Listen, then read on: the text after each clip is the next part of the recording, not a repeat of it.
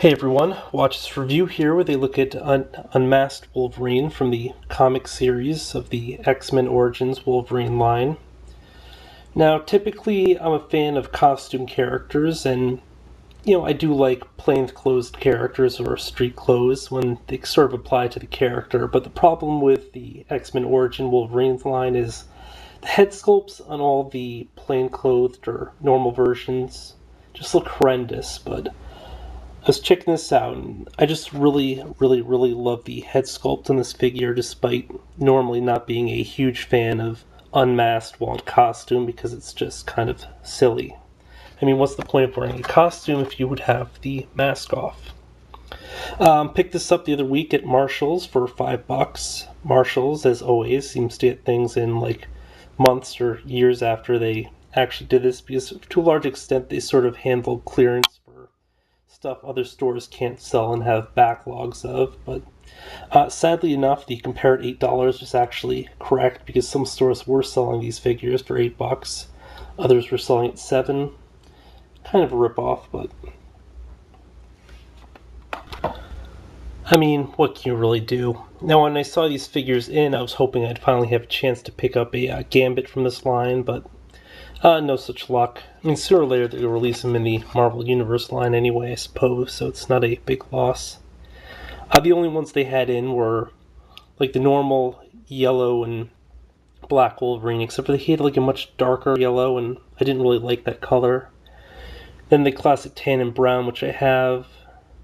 Just a lot of the unmasked, including the more Hugh Jackson looking faces where he's like smiling and stuff, and I don't want a smiling Wolverine, because that's not the Wolverine I know.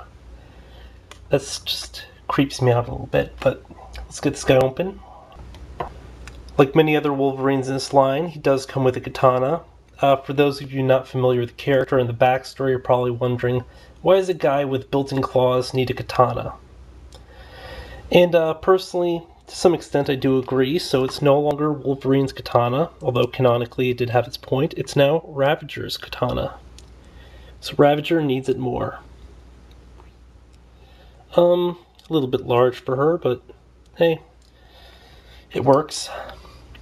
As for the Wolverine himself, as mentioned before, I just really love the ferocity and the sort of feral look on his face, but I mean, if you look really closely, the eyes are kind of like looking off into like one side, so it's like it's constantly looking off there. Not very cool, but you have to appreciate the way that the hair detailing and everything's done, just the amount of detail in the face between the furrowed brows and just the cheekbones and stuff.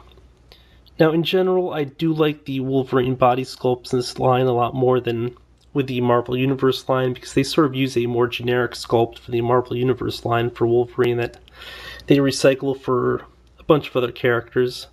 Although I believe they might have departed from that from the Target 2 packs where they have the new Wolverine, but it's really hard to tell.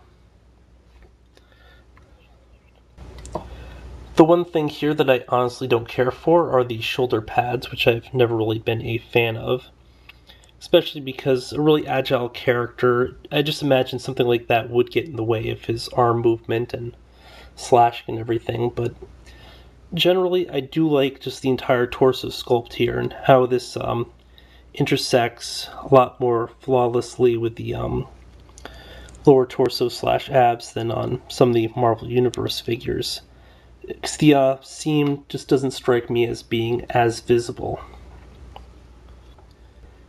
In terms of defects, the only really glaring production error is on the belt here, where it just doesn't seem painted on right. Other than that, it's just minor bits of bleed here and there, but nothing really noticeable.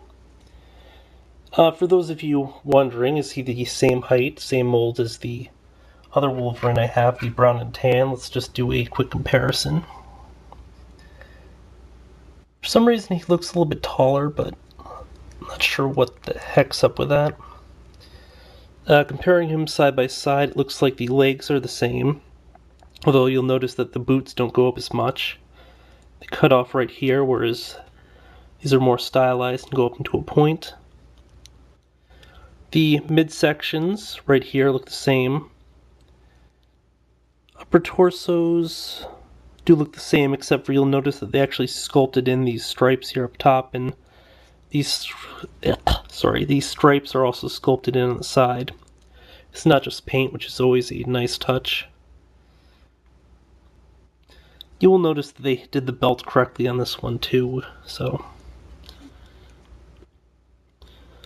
Interestingly enough, I'm not sure if it's just the fact that part of this is covered up, but it looks like there's a lot more muscle definition here on the shoulder blades and upper shoulders in this version. Kind of odd. In terms of articulation, we have by the way, I'll probably end up chopping these claws to like separate them, but we have a rotating wrist, a ball and socket elbow. You will notice that he has little hairs and stuff painted onto his arms. This version does not for some reason.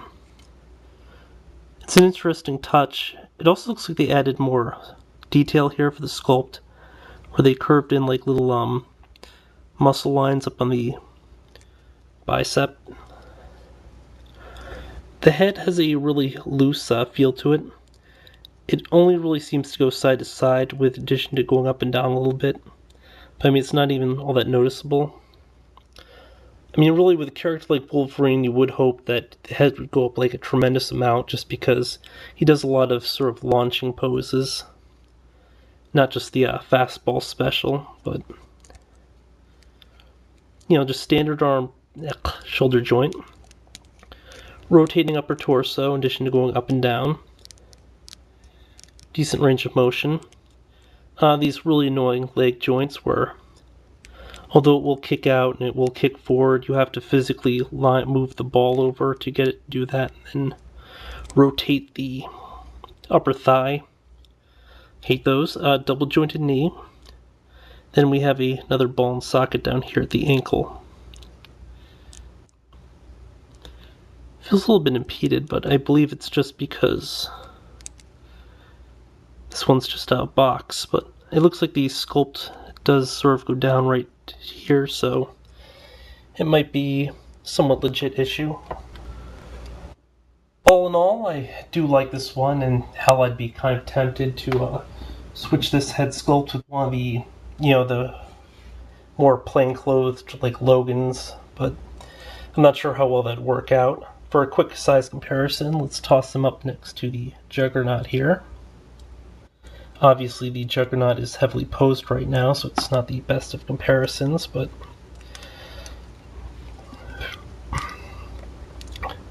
you know, does seem a appropriate height.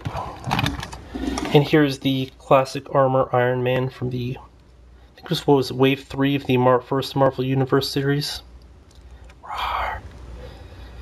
But yeah, you know, it's a really good height for Wolverine, because Wolverine is a shorter character. I believe he's only 5'3".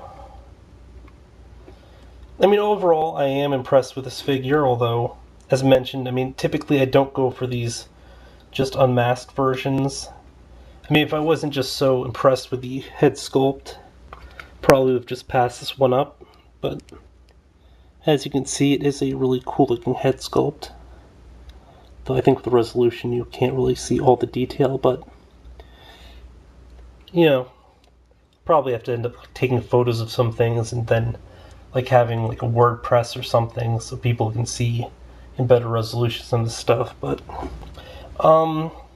that's some time down the road. Until next time, folks.